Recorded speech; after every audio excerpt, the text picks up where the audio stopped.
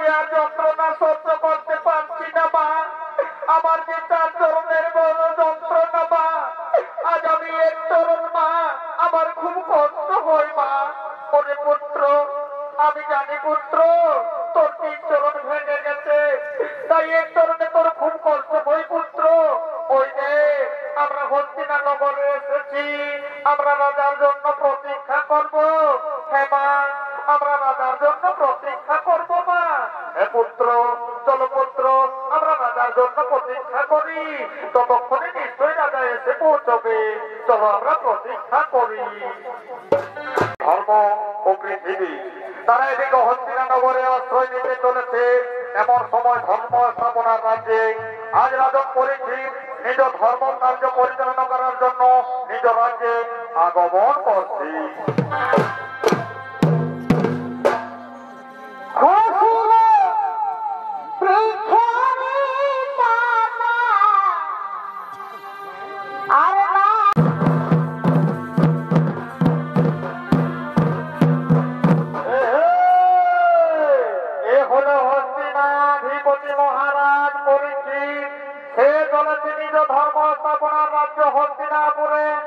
ততক্ষণে পরীক্ষিত রাজার ভূমিকায় নৃত্য অভিনয় করে দেখাবেন পুরুলিয়া জেলা জঙ্গল মহল কাপ মেডেল পুরস্কার প্রাপ্ত নৃত্য শিল্পী আক্তার আনসারী।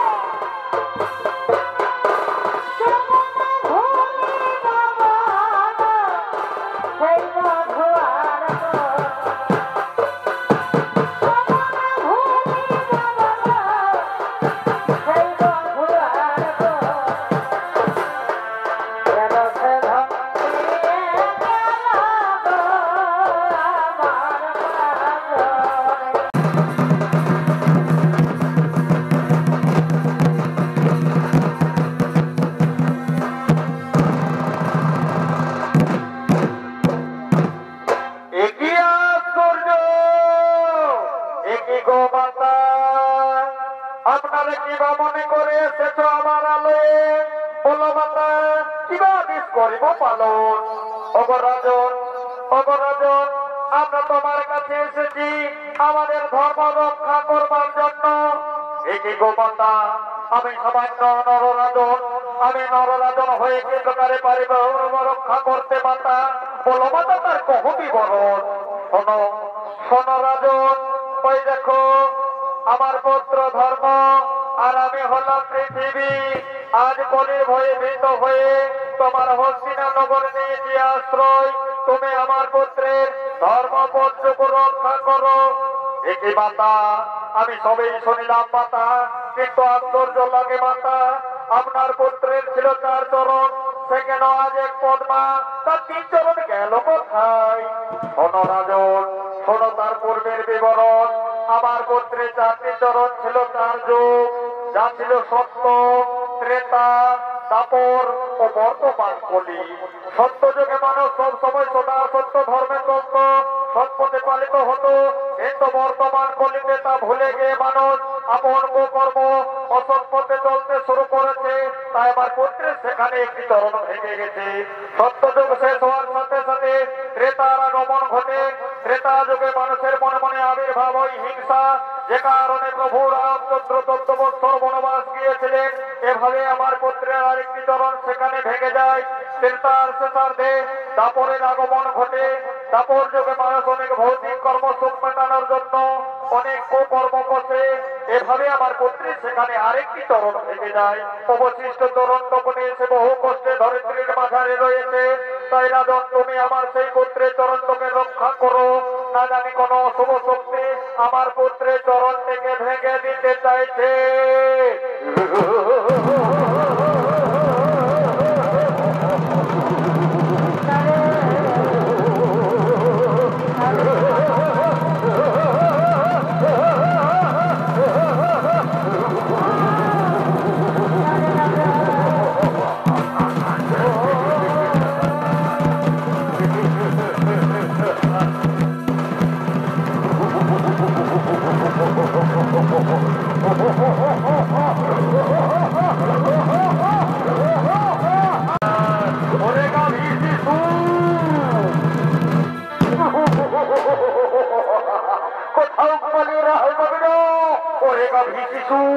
তুমি আমার হাত থেকে পালিয়ে রক্ষা পাবে না।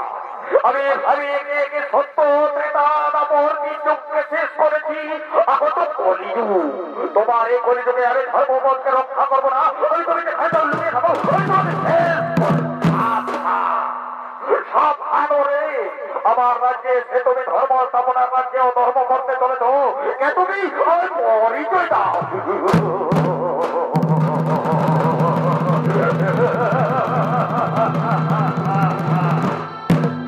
হাসালে রাজন, হাসালে মরে। আমি আমায় চিনতে পারলেন না। আমি হলাম চারিযুগের অবশিষ্ট, আমি মহাকলি। সাধারণ মূর্খ কলি, আমার ধর্ম স্থাপনার রাজ্যে এসে তুমি অধর্ম করতে চলছ। গাভী শিশুর উপর করিয়াছ অপত্যপ্রতার। কিন্তু না, আমি তোমায় এক্ষুনি করে বলছি।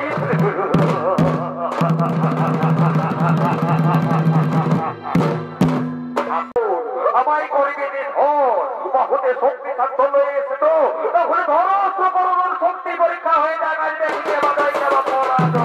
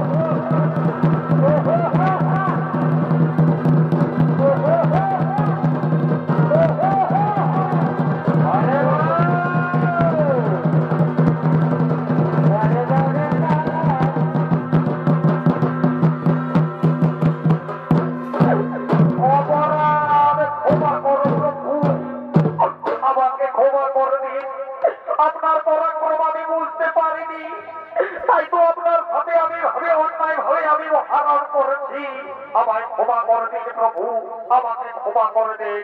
ওঠো ওঠো রে কলি, আমি তোমায় ক্ষমা করে দিলাম, কিন্তু যাও কলি, আর কোনদিন যেন আমি হস্তিনা নগরে তোমায় দেখতে না পাই। ওগো প্রভু, ওগো প্রভু, আমায় ক্ষমা পাচ্ছি আপনার কাছে, আমাকে তাড়িয়ে দেবেন না প্রভু।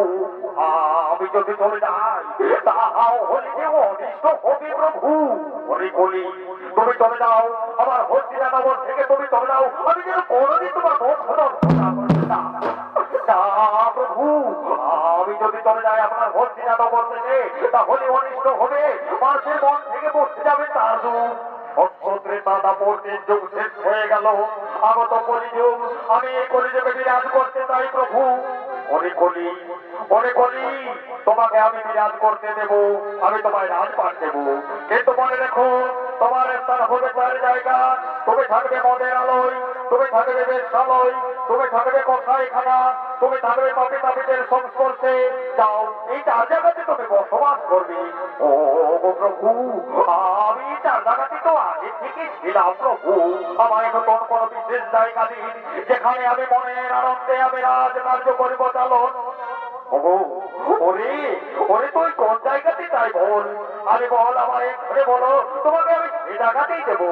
এই প্রভু, সত্যই যদি আমার প্রতি সদয় হয়ে থাকে, তাহলে আমার এমন বিশেষ জায়গা দিন, আমি যেন স্বর্ণ রৌপ্য মণিমাণিক্য ধনরত্নের উপর থাকি, আমি যেন স্বর্ণ রৌপ্য ধনরত্নের উপর হয়ে স্থান। এ কলি, তাই হবি, তুমি স্বর্ণ রৌপ্য ধনরত্ন মণিমাণিক্যের উপর হইবে তোমার স্থান, কিন্তু মনে রেখো, যে ধনরত্ন স্বর্ণরত্ন মণিমাণিক্য মানুষ চুরি করে নিজের বলে স্বীকার করবে, যে ধনরত্ন মণিমাণিক্য স্বর্ণরত্ন মানুষ চুরি করে নিজের বলে স্বীকার করবে, সেই সব ধনরত্নের উপর হইবে তোমার স্থান, এই স্থানে তুমি বসবাস করবে। আমি আসছি বলে এই প্রভু, আমি এইটুকু বিষয়তে আমি আনন্দিত প্রভু, আপনি এখন আসুন প্রভু। এখনই আমার রাজকার্য শুরু করতে হবে, আমি এখন আসছি, আমি এখন আসছি, আমি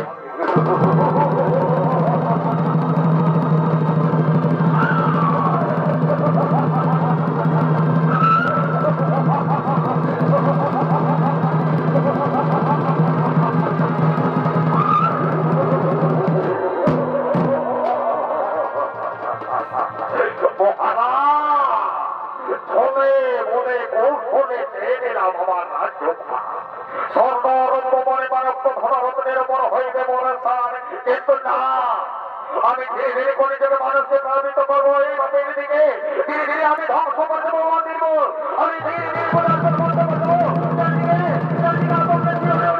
আমি করবো পাশে পাহাড়।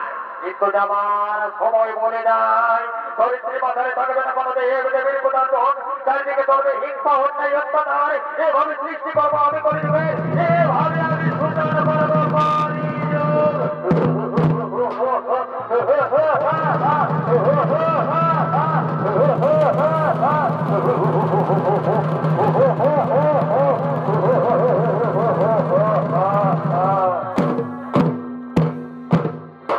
আমি কলিযুগের সূচনা হয়েছিল, তাই এদিকে কলিযুগ সূচনা হয়ে গেল, আর ওদিকে ধর্ম স্থাপনার রাজ্যে হস্তিনাপুরে এক মহা ধার্মিক মনে নাম তার শ্রমিক, সে নিত্যদিনের মতো তারা শ্রমিক ধ্যান করার জন্য আগমন করছি।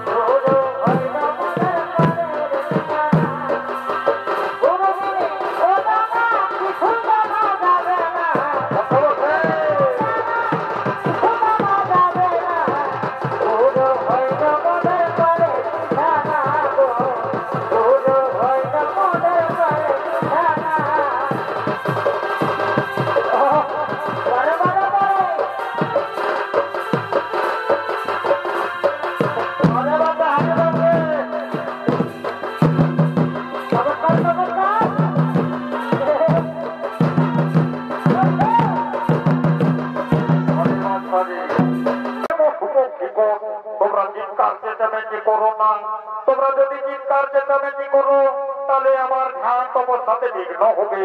তোমরা শান্ত হয়ে বসে যাও, আমি আমার আশ্রমে আমি তপস্যা আরম্ভন করবো। তোমরা শান্ত হয়ে বসে যাও, আমি তপস্যা আরম্ভন করবো।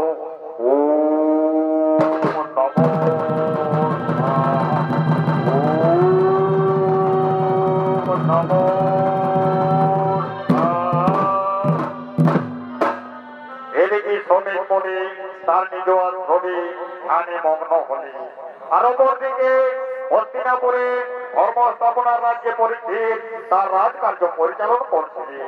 এমন সময় তার রাজ্যে একদিন ভ্রমণ করার সময় একটি স্বর্ণমুকুট দেখতে পায়। তাই মাননীয় দর্শকমণ্ডলী, এই স্বর্ণমুকুট ছিল রাজা জরাসিদ্ধের। যে স্বর্ণমুকুটের প্রতি দ্রৌপদী পাঞ্চালীর লোভ ছিল, তাই মহাবলী ভীম জরাসিদ্ধ রাজাকে বধ করে এই স্বর্ণমুকুট উপহার দিয়েছিলেন। তাই রাজন পরীক্ষিত সেই স্বর্ণমুকুটকে দেখে ভেবে তার পূর্বসূরি উত্তরসূরি তাই তাহা পরিধান করে সঙ্গে সঙ্গে তার ধর্মত্যাগ হয় এবং কলির প্রবেশ ঘটে। কলির প্রকোপে আর ধর্মজ্ঞান জ্ঞানহীন এবং বুদ্ধিহীন হয়ে উঠে। এভাবে তার রাজ্য বিচরণ করতে করতে একদিন মনে মনে ঠিক করে সে মৃগয়া করতে যাবে। তাই সঙ্গী সাথীদের সঙ্গে লয়ে আজ গভীর অরণ্যে মৃগয়া করার জন্য আগমন করছে।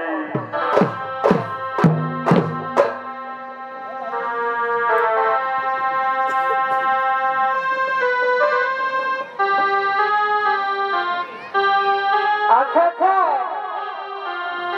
বারে বারে ভাই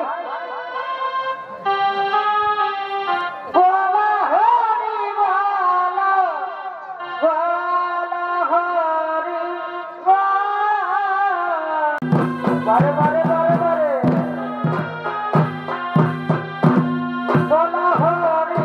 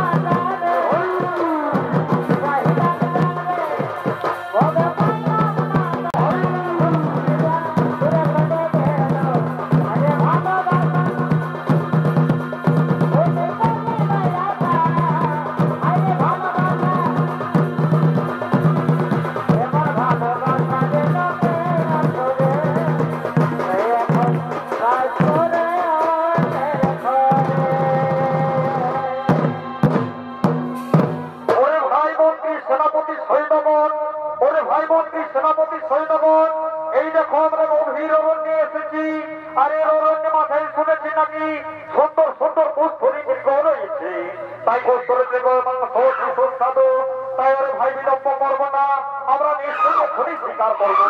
মহারাজ, ওই তো মহারাজ, ওদিক থেকে হরিণের পায়ের শব্দ ভেসে আছে। আর বিলম্ব করবো না মহারাজ, দাও দাও, সকলে তৈরি হয়ে নাও। ওই তো ওদিক থেকে আছে।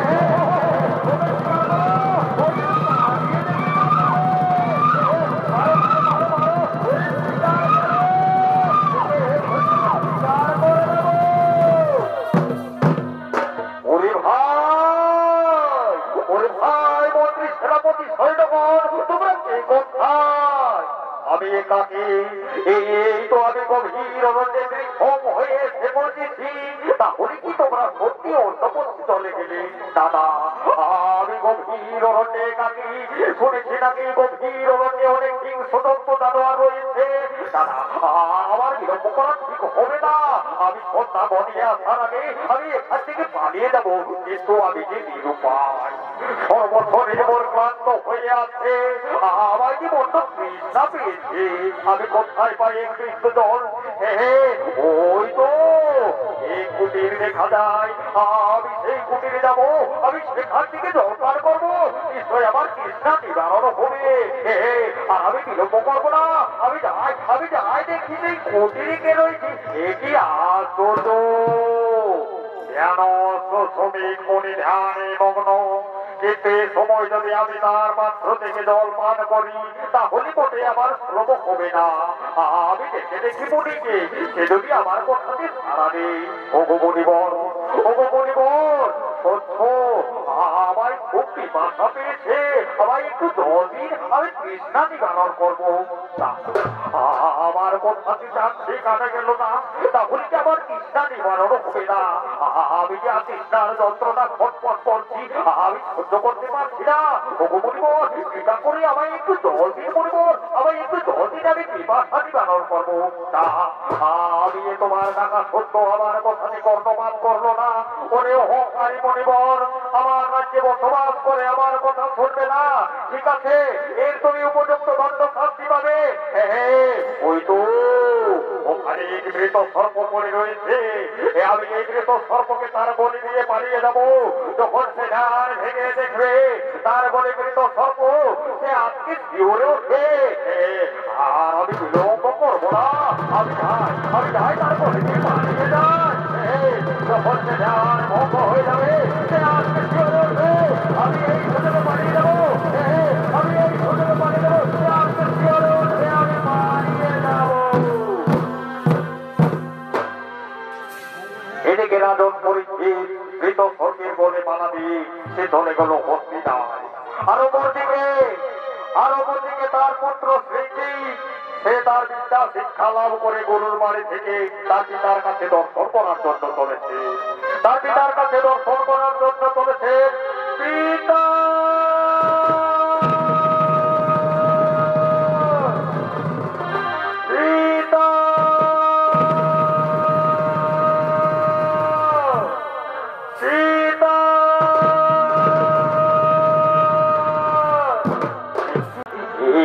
আমি দেখলাম পিতার বলে, আমার পিতার বলে সর্প, তাহলে কি আমার পিতাকে সর্পে দংশন করেছে? না না, এ হতে পারে না, আমায় দেখতে হবে সে সর্বকৃত না জীবিত রয়েছে। আমি যাই, আমি দেখি। না, এ তো মৃত সর্প, কিন্তু কি প্রকারে এলো আমার পিতার বলে?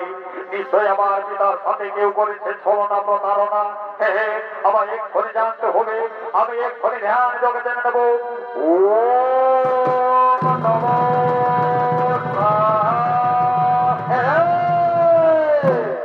আমি বুঝতে পেরেছি, ওরে রাজন পরীক্ষিত সদল বলে এসেছেন মৃগয়া করবার জন্য গভীর অরণ্যে। শিকার না পেয়ে তৃষ্ণায় ছটফট করতে করতে সঙ্গে হেহনা হয়ে পড়ো এবং আমার পিতার আলোয় সে আশ্রয় নিয়ে আমার পিতার কাছ থেকে পিপাসা নিবারণ করার জন্য জল চেয়েছিলে, কিন্তু পিতা ধ্যানস্থ ছিল বলে তোমায় উত্তর দেয়নি। তাই পিতার এভাবে তুমি করলে উপহার।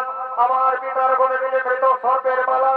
যাও ওরে রাজন, অহংকারী মূর্খ রাজন, আমি তোমায় অভিশপ্ত করি, তোমার 7 দিনের ভিতর হইবে সর্বনাশ।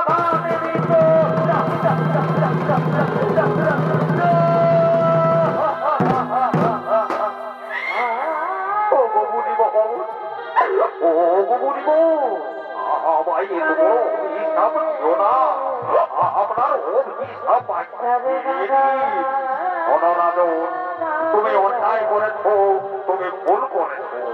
আমার পিতা ধ্যান কবিতার বলে তুমি মৃত সর্প দিয়েছো, এই জন্য তোমায় আমি অভিশাপ দিয়েছি। আর যখন মুখ থেকে বাক্য বের করেছে তা কখনো লক্ষণ হবে না, অভিশাপ তোমার ফলবে, অভিশাপ তোমার ফলবে।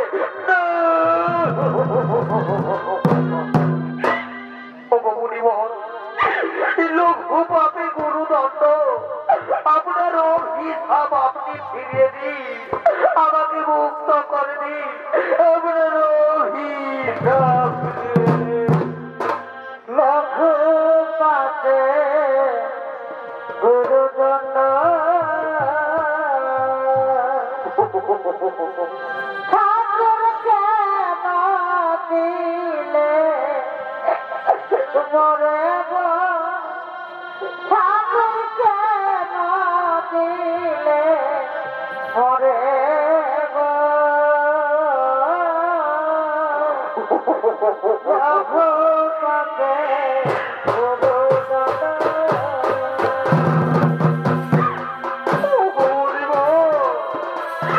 আপনার অভিশাপ ফিরিয়ে দিন, আমাকে লঘুপাপে গুরুদণ্ড, আমাকে দিও না।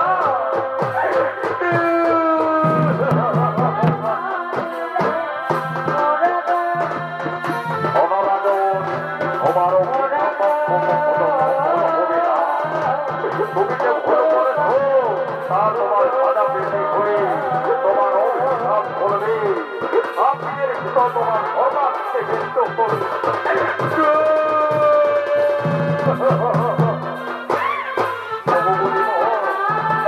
আমি সবার জন্য পার করার জন্য আপনার কথা বলে আমি মৃত ধর্ম দিলাম বলে তোমার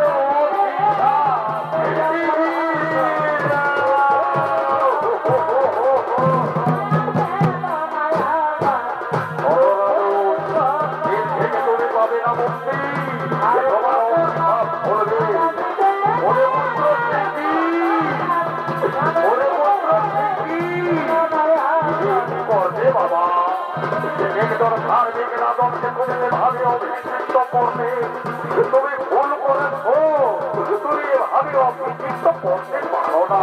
ও পিতা, আমার যে ভুল হয়েছে পিতা, আমি যে বড় ভুল করেছি। নদীর মধ্যে আপনার বলে মৃত সর্প দেখে আমি নিজেকে সংবরণ করতে পারিনি, তাই তো আমি রাজারে করিয়েছি অভিশাপ। তুমি তো জানো পরিবার্য করবে না, হবে রাজার অভিশাপ করবে, রাজাকে মুক্তির উপায় করতে হবে। প্রভু, আমাকে মুক্তির উপায় হলো, মুক্তির উপায় হলো। তুমি পাবে মুক্তি, এই জন্য থাকতে হবে। আমরা তোমার ঘরে নির্মাণ করে নেব, এখানে তুমি এখানে থাকবে, এখানে যেন কেউ না প্রবেশ করতে পারে, এটাই হবে তোমার মুক্তি। সপ্তম নিত্য নির্মাণ হয়ে যাও, তাহলে তুমি পাপ থেকে মুক্তি পাবে, তাহলে তোমার হইবে মৃত্যু।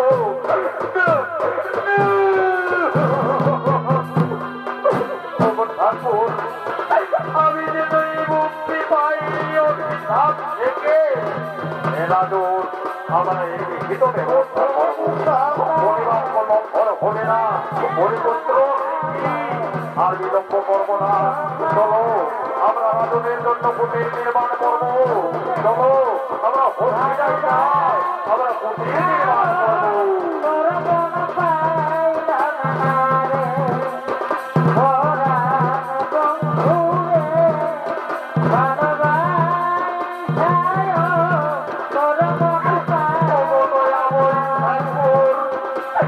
আমার তো ভুল করলাম বলে আমার এত বড় সাজা দিলে, আজ আমি অভিশাপগ্রস্ত বাইরে হসপিটালবাসী।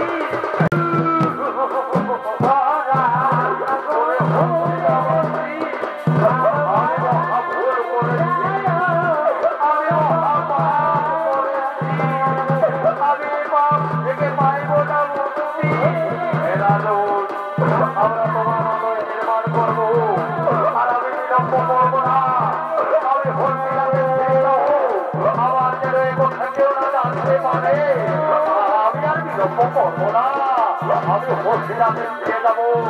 আমার কথাদের কেউ না বুঝতে পারে আমি যাই, আর বিলম্ব করবো না, আমি হসপিটালে চলে যাবো।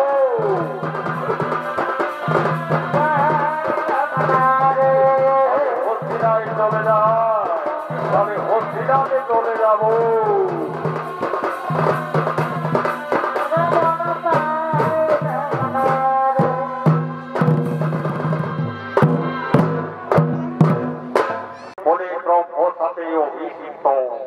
এদিকে রাজন পরীক্ষিত হলেন ব্রহ্মসাতে অভিষিক্ত। এ অবস্থায় সে হস্তিনা নগরে চলেছে। আর অপরদিকে তার স্ত্রী মদ্রাবতী মনের আনন্দে রাজন শিকারে গিয়েছে বলে করছে শিকার উৎসব পালন। তাই সমস্ত সঙ্গীদের লয়ে নিজ বাগানে নৃত্য করার জন্য আগমন করছে।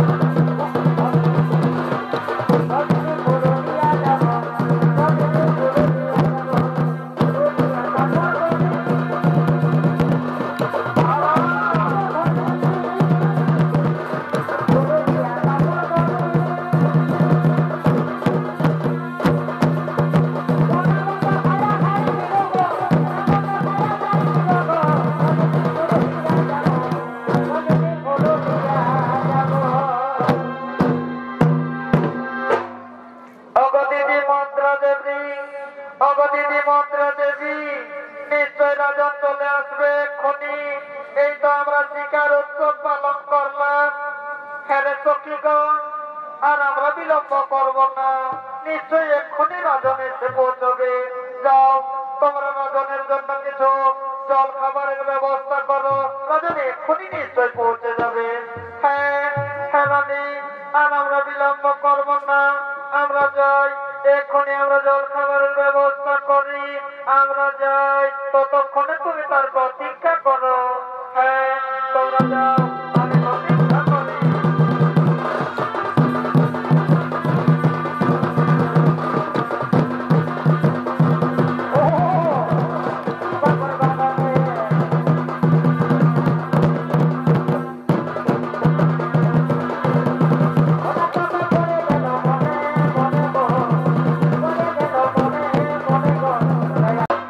কি মন্ত্রা দেবী?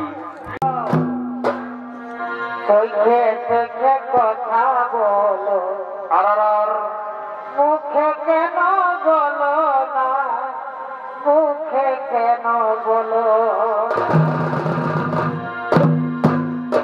শোনো গো প্রিয় সাথী, আর কি কি? স্বপ্নে স্বপ্নে দেখি বলে বাহ, তোমায় না দেখে আমার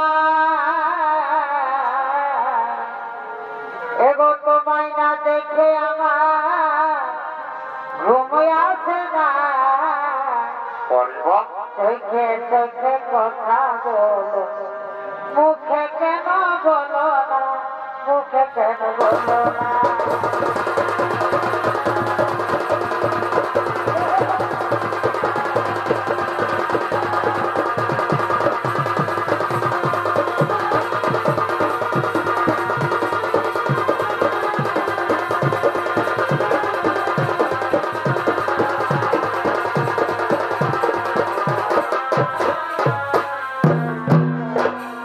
একই স্বামী, একই স্বামী, তুমি আমার সঙ্গে এভাবে প্রেম নিবেদন করতে করতে কেমন যেন চিন্তা করছো। কি হয়েছে স্বামী, তুমি আমাকে খুলে বলো, আমি যে তোমার অর্ধের অর্ধাঙ্গিনী। অনুমন্ত্রাবতী, তুমি হয়তো জানো না, তুমি হয়তো জানো না, আমি গভীর অরণ্যে শিকার করতে গিয়েছিলাম, তাই আমি তৃষ্ণায় কাতর বিপার্জিত, আমার সর্বশরীর ক্লান্তিতে ভরা। যাও, তুমি আমার জন্য একটু জল দিয়েছো, আমি ততক্ষণে রাজধারায় একটু বিশ্রাম করি। হ্যাঁ স্বামী, আমি তোমার জন্য জল নিয়ে আসবো এক্ষুনি, ততক্ষণে তুমি এখানে বসো, আমি তোমার জন্য জল নিয়ে আসবো। আসবে তো মন্ত্রাবতী? হ্যাঁ স্বামী, আমি এক্ষুনি যাব আর আসবো। আসবে তো? হ্যাঁ, আমি এক্ষুনি আসবো। আসবে তো আমার কাছে? হ্যাঁ স্বামী, আমি আসবো, আমি আসবো, আমি আসবো।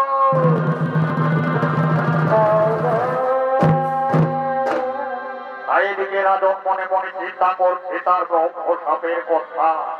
যেই না শান্তি দেবী শ্রম করার জন্য বসে, অগ্নি শেষে মনে মনে চিন্তা করে তার ব্রহ্ম সাপের কথা। আর এদিকে বিপ্রবেশিত ভগ্না, বিপ্রবেশিত ভগ্না আজ ব্রাহ্মণের রূপ ধারণ করে, ব্রাহ্মণের রূপ হস্তিনা নগরে রাজনের কাছে আগমন করছে।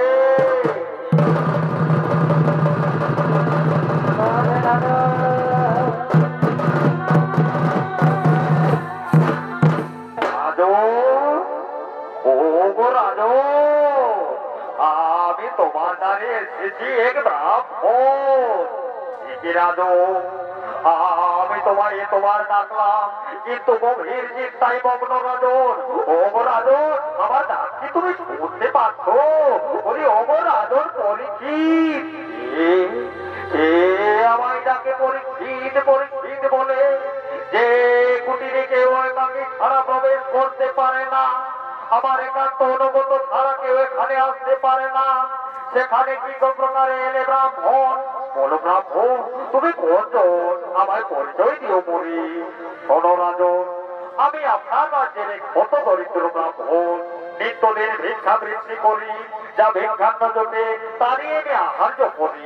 তাই তো এসেছি রাজন তোমার সঙ্গে দেখা করতে, আমায় তোমার অন্তর যেতে দাও না ব্রাহ্মণ, তাহা কখনো সম্ভব হবে না। তুমি যদি আমায় পরিচয় না দিয়ে থাকো, তাহলে তুমি আমি অন্ত করে যেতে দেবো, তুমি চলে যাও। রাজন আমায় তাড়িয়ে দেবে, কিন্তু তাড়িয়ে দেওয়া একটু সার্বিক রাজনের স্বভাব হবে না। শোনো রাজন, তুমি যখন আমায় তাড়িয়ে দেবে ঠিক আছে, আমি হস্তিনানগর থেকে চলে যাব, কিন্তু যাবার সময় একটি কথা বলে যাই। মনে পড়ে রাজন, মনে পড়ে সেই অন্তিম সপ্তম দিনের কথা, মনে পড়ে তোমার সেই ব্রাহ্মণ ভাবের কথা। কি ব্রাহ্মণ, কি কথা শোনালে বলে আমায় ব্রাহ্মণ ভাবের কথা মনে করে দিলে। বলো বলো, তুমি কে, দেবী না দানবী না কোনো মানব রূপী না? রাজন, আমি হত দরিদ্র ব্রাহ্মণ, কিন্তু তুমি আমায় যখন পরিচয় জানতে চেয়েছ, আমি হলাম সে তোমার অন্তিম দিনের অন্তিম লগ্নের অন্তিম কাল। মনে পড়ে রাজন তোমার ব্রহ্ম সাপের কথা, আমি হলাম সেই বিপ্রবেশী ব্রাহ্মণ রূপে দক্ষক নাগ। আজ এসেছি তোমায় দংশন করতে। কি প্রভু, আমায় করিলেন দংশন, কিন্তু প্রভু আমার ইচ্ছা করিও পূর্ণ, আপনার পূর্ণ রূপ আমারে করিও দর্শন। আমি যা দেখে নিজেকে ধন্য মনে করব ঠাকুর। হে রাজন, তোমার এই ইচ্ছাও হইবে পূর্ণ, আমার পূর্ণ রূপ তুমি করিও দর্শন। ওই দেখো আমার পূর্ণ রূপ তুমি করিও দর্শন।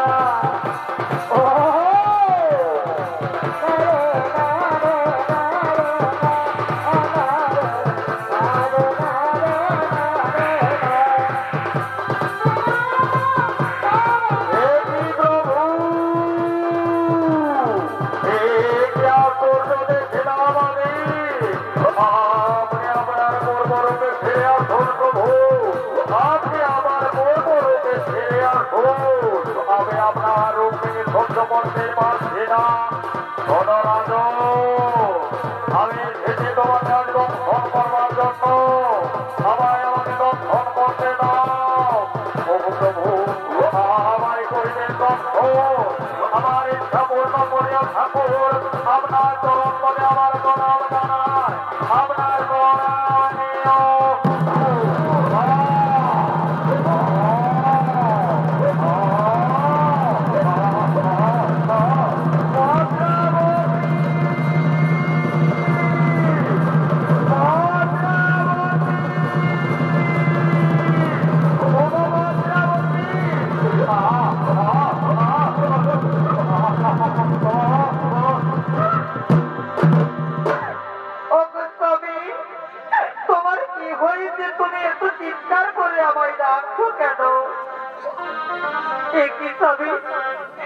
তুমি কেন কথা বলছো না? তোমার কি হয়েছে স্বামী? তুমি কেন কথা বলছো না?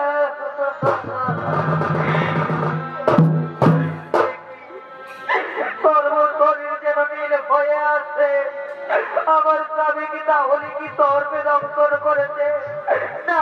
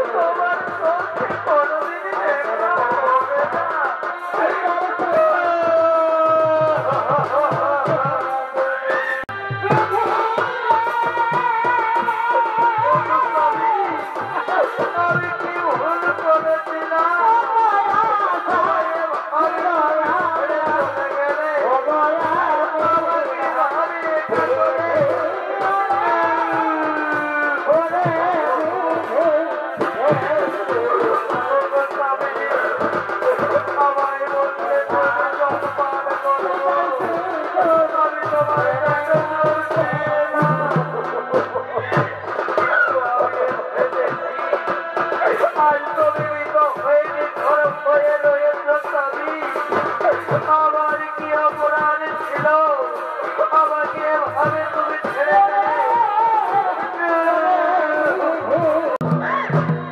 কি মা, তোর ছোট নয়নে কাঁদছো কেন মা?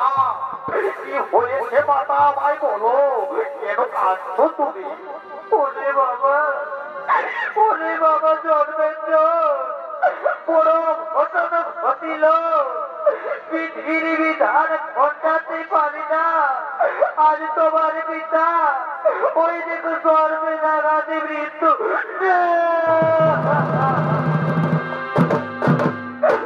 ওগো পিতা, আমায় অনাথ করে তুমি চলে গেলে পিতা। আপনার পুত্রকে এখানে তুমি একা ফেলে দেখতে পারো না। মা, তুমি কেঁদো না মা, আমি মাটি ছুঁয়ে প্রতিজ্ঞা করবো মা, ধ্বংস করে দেবো মা, আমি তোমার ধর্মকুলকে ধ্বংস করে দেবো।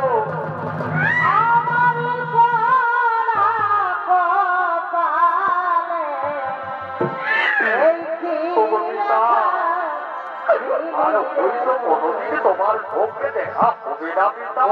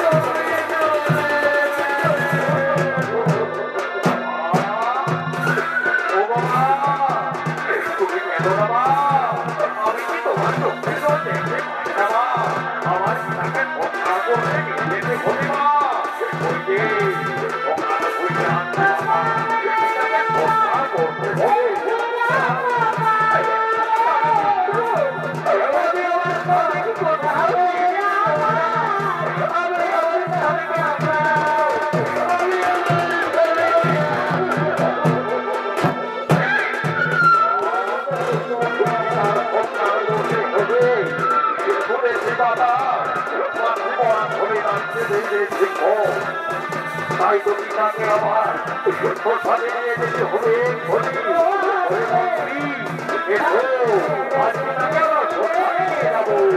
সেখানে আমার পিতার দাহ করবো।